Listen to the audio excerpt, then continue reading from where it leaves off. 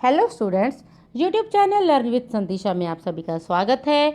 मैं हूं संदीप शर्मा। आज हम कारक और इसके भेद करेंगे। सभी बच्चे अपनी नोटबुक और पेन साथ में रख लें ताकि साथ के साथ ही आप कारक और इसके भेद अपनी नोटबुक में लिख लें।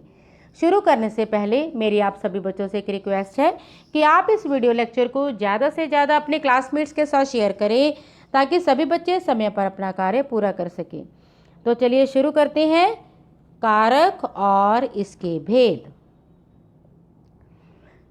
कारक किसे कहते हैं?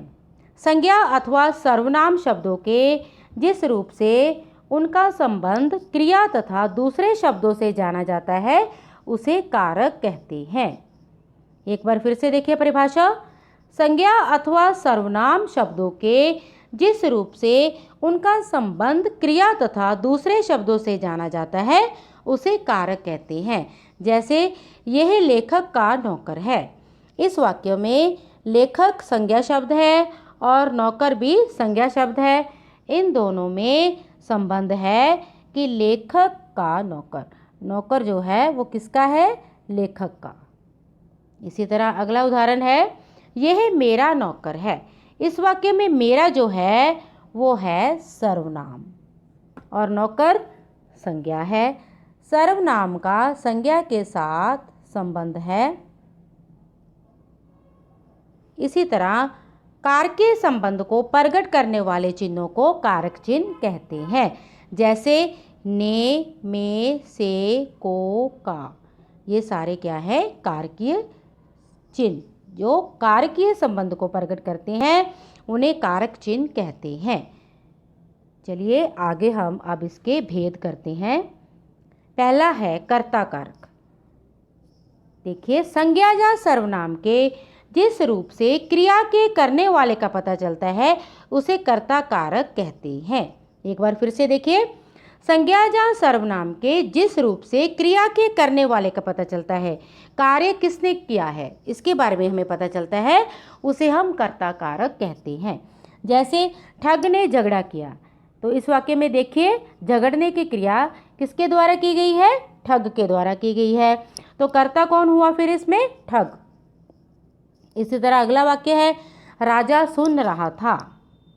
कौन सुन रहा था? सुनने का कार्य किसके द्वारा किया जा रहा है? राजा के द्वारा। तो अतः इस वाक्य में कर्ता है राजा।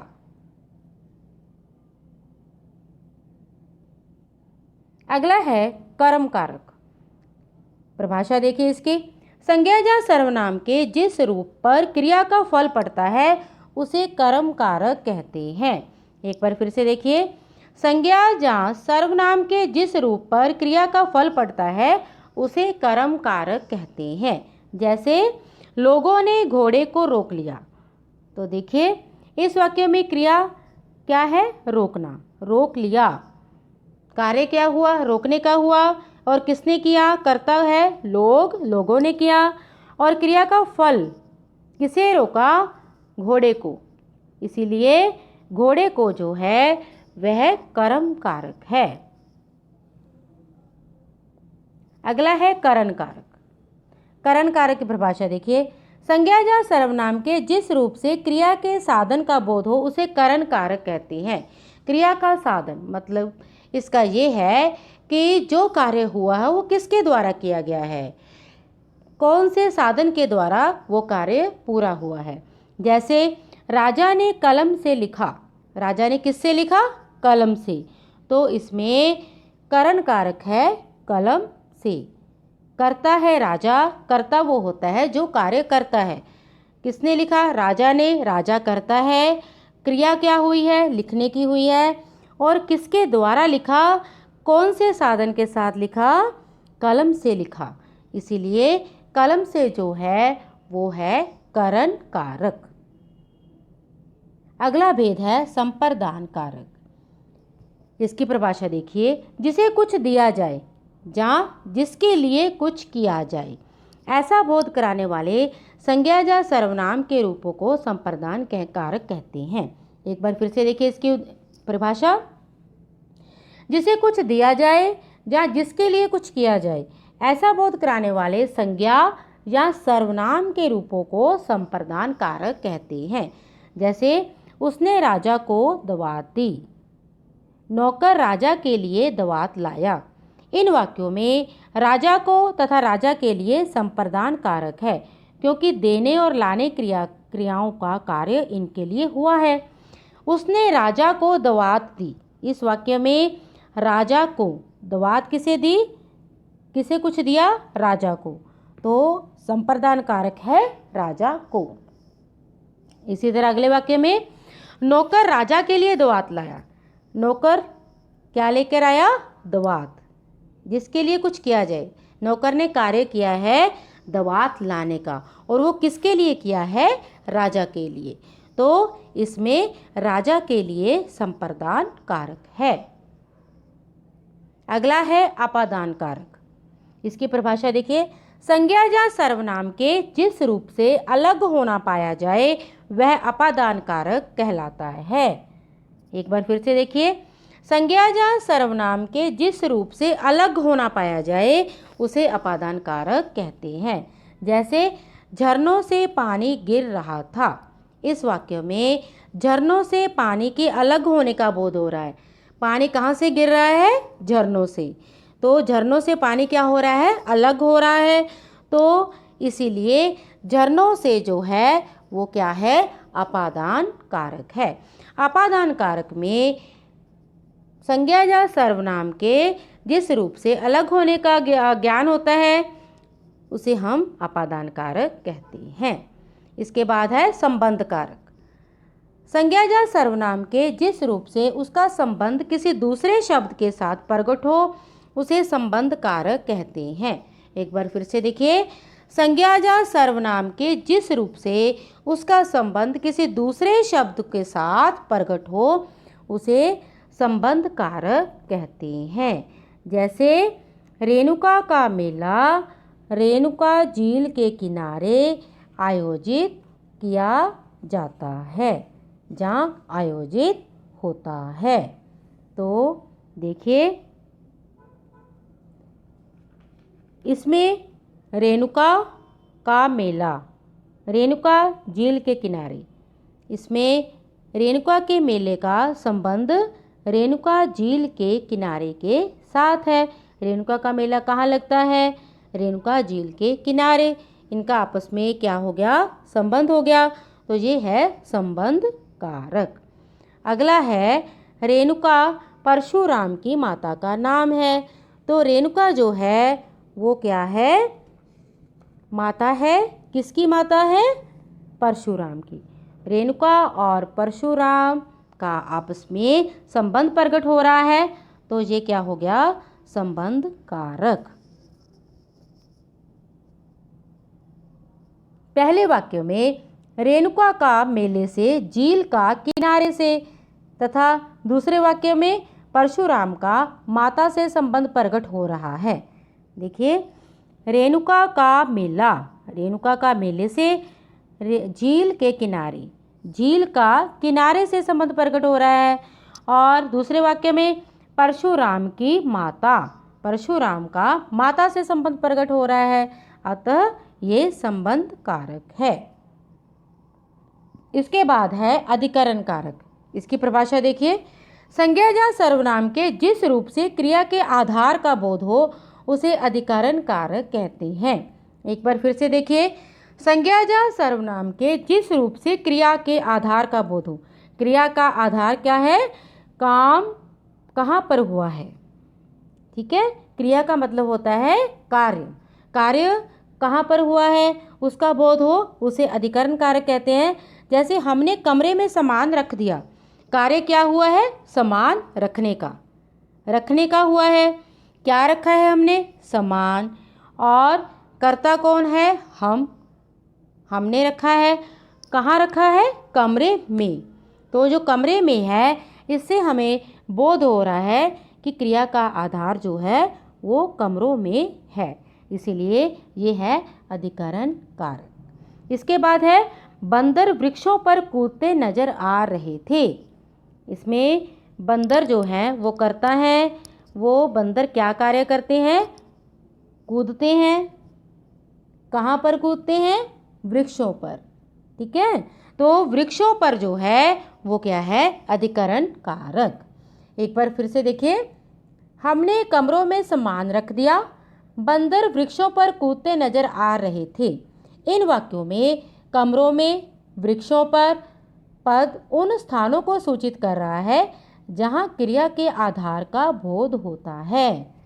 जहां पर क्रिया का आधार है। कहाँ पर है क्रिया का आधार? कमरों में और वृक्षों पर। तो ये है अधिकरण कारक। इसके बाद है संबोधन कारक। इसकी परिभाषा देखिए, शब्द के जिस रूप से किसी को पुकारने अथवा संबोधन करने का ज्ञान हो उसे संबोधन कारक कहते हैं।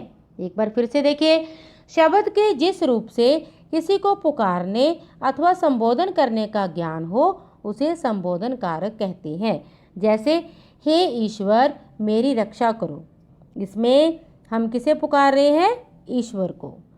अरे बच्चों तुम क्या कर रहे हो, इसे हम इस वाक्य में हम संबोधन कर रहे हैं किन्हें? बच्चों को। अरे बच्चों, हे ईश्वर में ईश्वर को पुकारा जा रहा है तथा अरे बच्चों में बच्चों को संबोधित किया जा रहा है, अतः ये संबोधन कारक है। इसके बाद देखिए कारक और इसके चिन्ह। एक तरफ कारक के भेद लिखे हुए हैं और दूसरी तरफ है ब्लू इंक में कारक के चिन्ह। कर्ता ने, कर्म को, करण से, के साथ, द्वारा, संप्रदान को, के लिए, अपादान से जुदाई, संबंध का, के, की, अधिकरण में, पर, संबोधन हे, रे, ओ, अरे। इन कारक चिन्हों को आपने अपनी नोटबुक में लिखना है और इन्हें याद भी रखना है। आगे अभ्यास है। देखिए, मैं गुरुपुरब का नाम सुनते ही रोमांचित हो गया। इस वाक्य में देखिए रेखांकित शब्द है गुरुपुरब का, ये है संबंध कारक। आगे है, हम सभी ने इस गुरुपुरब को इकट्ठे मिलकर मनाने का फैसला किया। रेखांकित शब्द है गुरुपर्व को, तो गुरुपर्व को ये है कर्म कारक। अगला वाक्य है, श्रद्धालुओं द्वारा थोड़ी थोड़ी दूरी पर आम जनता के लिए लंगर लगाए गए। इसमें देखिए श्रद्धालुओं द्वारा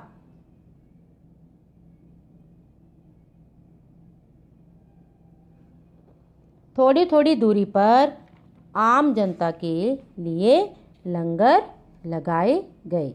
इस वाक्य में है कारक चिन्ह जो है वो है श्रद्धालुओं द्वारा। श्रद्धालुओं द्वारा इसमें है करण कारक। और आम जनता के लिए ये है संप्रदान कारक। यहाँ पर लिखा नहीं हुआ है, आप यहाँ पर लिख लें। यहाँ पर दो कारक चिन्ह हैं, एक है करण कारक और दूसरा है संप्रदान कारक।